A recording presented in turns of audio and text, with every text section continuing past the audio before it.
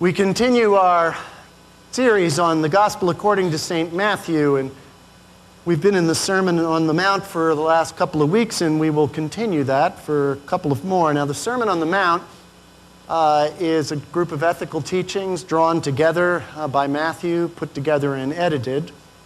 A lot of them are in the Gospel of Luke as well, only in Luke, for whatever reason, he didn't make it a Sermon on the Mount, he made it a Sermon on the Plain.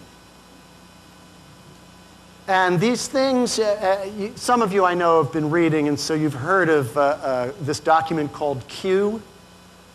Right, so Q is this group of sayings, and they exist both in Matthew and in Luke, but they do not exist in the Gospel of Mark. Okay, and so Q is this source that we believe both Matthew and Luke had, and this would be in Q to give you a sense of the kind of thing that it is. It's about judgment. And I'd like you to ask yourself a question at the end. He says we shouldn't judge in here, but then the very last verse requires us to make some judgment. It's a puzzle. Do not judge so that you may not be judged. For with the judgment you make, you will be judged, and the measure you give will be the measure you get. Why do you see the speck in your neighbor's eye, but don't notice the log in your own? Or how can you say to your neighbor, let me take that speck out of your eye while the log is in my own eye? You hypocrite! First take the log out of your own eye, and then you will see clearly to take the speck out of your neighbor's eye. Do not give what is holy to dogs.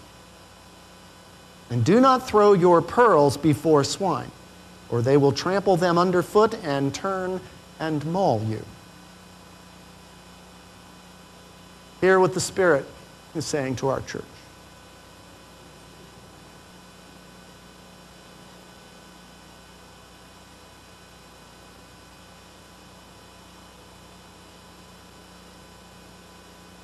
I just got back from Florida last night.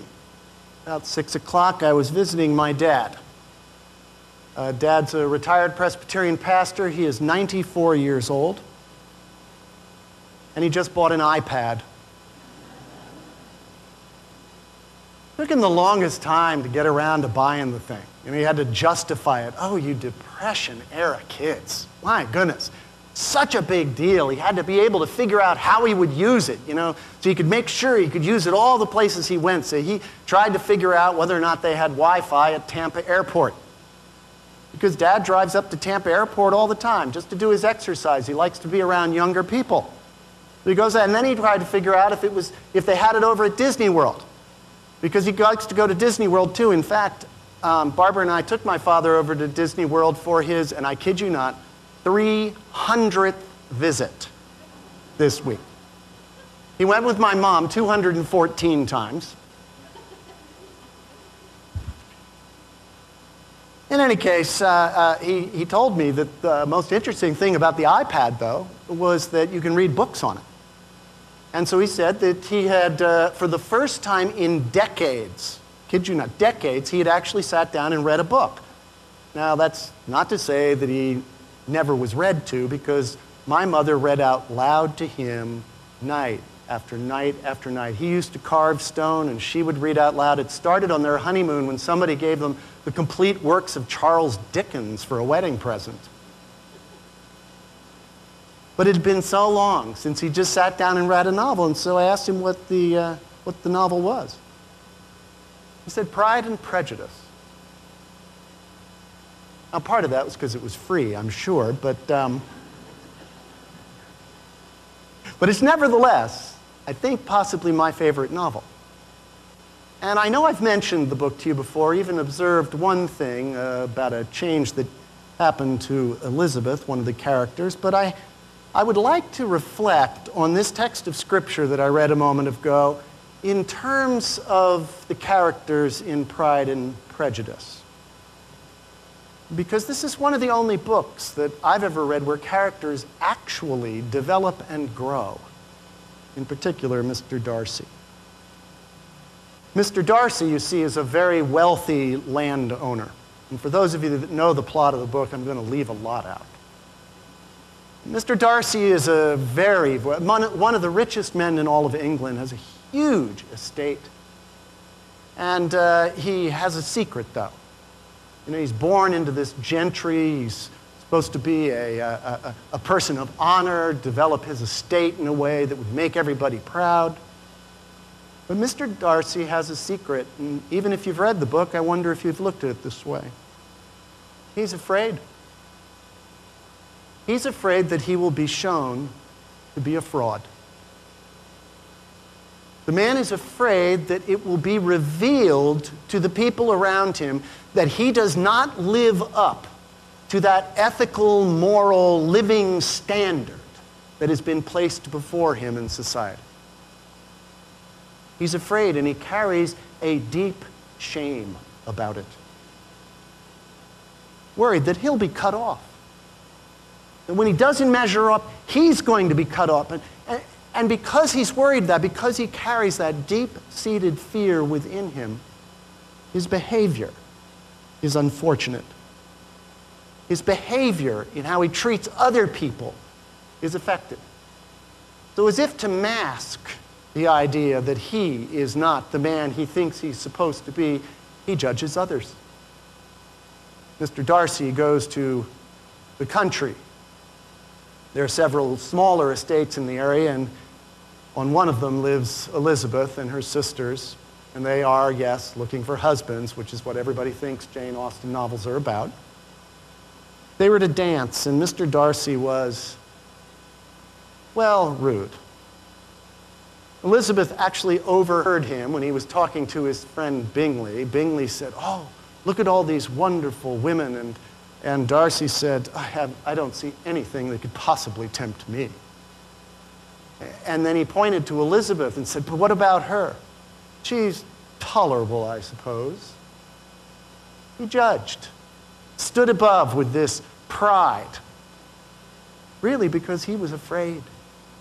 Afraid to be exposed, afraid that he wouldn't live up to that standard. And so he judged. That wasn't even the worst of it. Probably the worst thing he did, because he was afraid of being exposed as a fraud, not being the landed gentry that lives this perfectly honorable life, had to do with a gentleman by the name of Mr. Wickham. Now, Mr. Wickham, there is always in a Jane Austen novel some scurrilous fellow, some ne'er-do-well who is charming and gorgeous. And this is Mr. Wickham. He's silver-tongued, he's smooth, he makes everybody feel wonderful and good. Everybody loves Mr. Wickham. But the trouble is, Mr. Wickham uses that charm to take advantage of people, and in fact, at one point, before the novel begins, Mr. Wickham had used that charm to begin to take advantage of Mr. Darcy's sister. Now, when Darcy found out about it, he certainly broke it up. He certainly made sure that his sister wouldn't be taken advantage of and did away with Mr. Wickham, but he was so embarrassed, so ashamed that such a thing could take place on his watch that he didn't tell anybody. And because he didn't tell anybody, Mr. Wickham could go out into society and take advantage of others. Ashamed. He's ashamed, and it moved behavior. It was not tolerable, was not beautiful, that was not what the landed gentry need to be. So skipping a few centuries later, Bruce Springsteen. You've heard me say it, everybody's got a secret, Sonny. Something they just can't face. Everybody's trying to keep it. You know what he means? Everybody's got a secret. Everybody has that piece of shame underneath. Everybody fears the way Darcy fears. Now, I used Darcy to start because I didn't want us to go to our moral failings. You know, we drink too much, or we do this too much, or we lust in our eyes, whatever, all those things. Because generally speaking, those things cover up a deeper sense and feeling of unworthiness. Generally, those things simply cover over the sense that were we held accountable to that high standard that we know exists, we would be judged, divided off, set asunder. That's the nature of shame. And it drives horrendous behavior. Judge not, that you will not be judged. That's what Jesus said. And I was always told that the reason we shouldn't judge was because, well, that's up to God. Right? It's God who is perfect enough, Jesus who is perfect enough, who will hold us to that standard and then will judge us and split us away, set us asunder. But you know, it's just not true. It's not what the Gospels are getting across. It's certainly not what Jesus was getting across. Jesus was a rabbi. And the word he used for judgment was Shabbat. Now this word is not about dividing and setting asunder. The Greek word that's here, krino, it means divide. It means move people away. But no, that's Shabbat, and that doesn't mean that at all. Because Shabbat is not only a judge, but a ruler, because they didn't have separate branches of government to balance things out. So the ruler and the judge were all the same thing. And as the ruler and the judge did the work, set about his decisions, always the interest in judging was to bring about the harmony of community. It was to bring about mishpat, which is justice. A sense of the whole. Always the work that the judge did.